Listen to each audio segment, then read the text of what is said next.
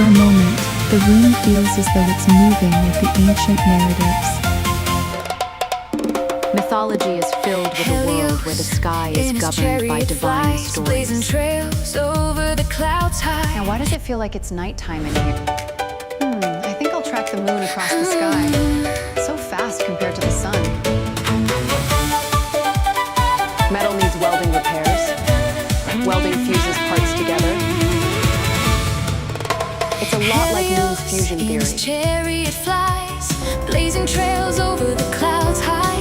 They said Icarus flew too close to the sun, then he flew, touching the sea too. Moon's fusion theory is that the moon was once joined to the Earth, that later it separated.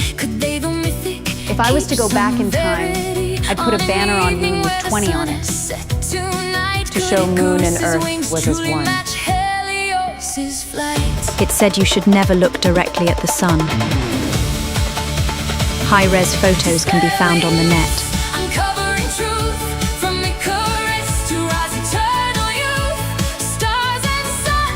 It's not just the moon with visible marks on the surface.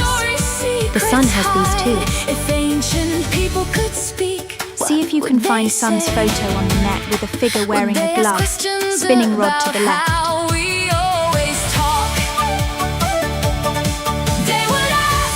Also on the net you can find old mythologies about both the sun and the moon. Greek mythology about the sun is that it's a chariot driven by the sun god Helios. Greek mythology about the moon is that it's a chariot driven by the moon goddess Selene. Imagine you were creating myths in the past. How different your views would have been way back then. You would see the sun rise in the morning, then set, then rise again next morning.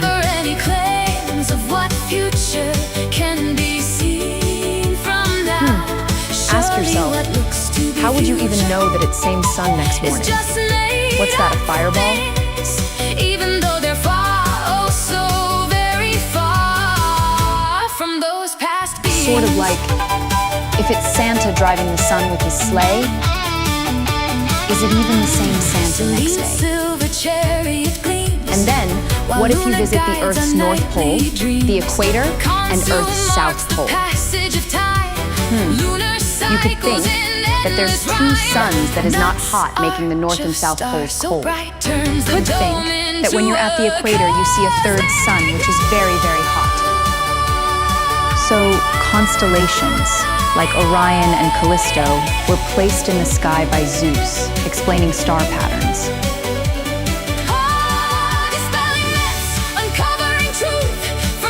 That's Zeus, the king of gods in Greek mythology, spelled C-E-U-S. Oh look, it's almost a full moon tonight, just a thin shadow. Reminds me of the myth of Icarus.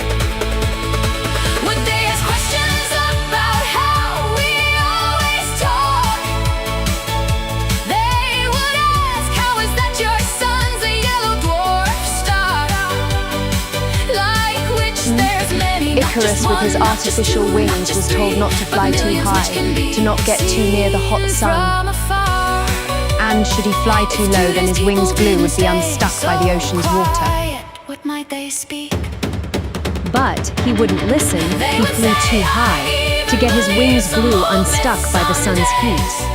Then, he flew too low, to get his wings' glue dampened by the sea, plunging into the ocean, drowning. In modern thinking, that's like an airplane flying too high and maybe colliding with the sun.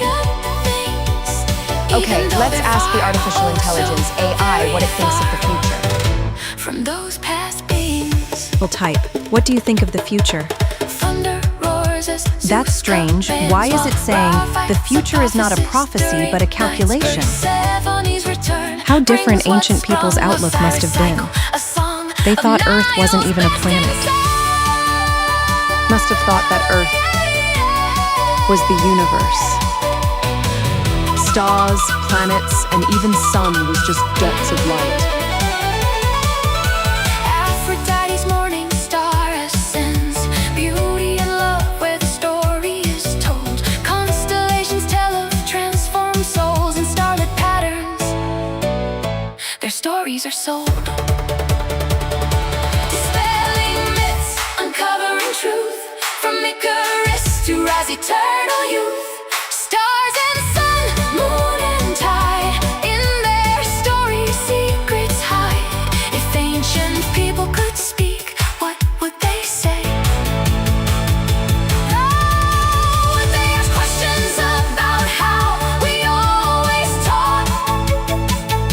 They would ask, how is that your son's a yellow dwarf star? Like which there's many, not just one, not just two, not just three, but millions which can be seen from afar. If today's people didn't stay so quiet, what might they speak? They would say, I even believe some old myths some days, somehow, but never any claims of what future can be seen from now. Surely what looks to be future is just made up things, even though they're far, oh so very far from those past beings.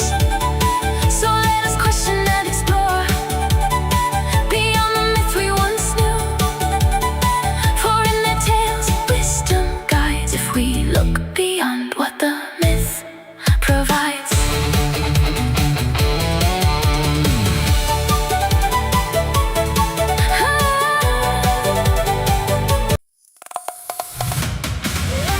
Imagine you were creating myths in the past. How different your views would have been way back then.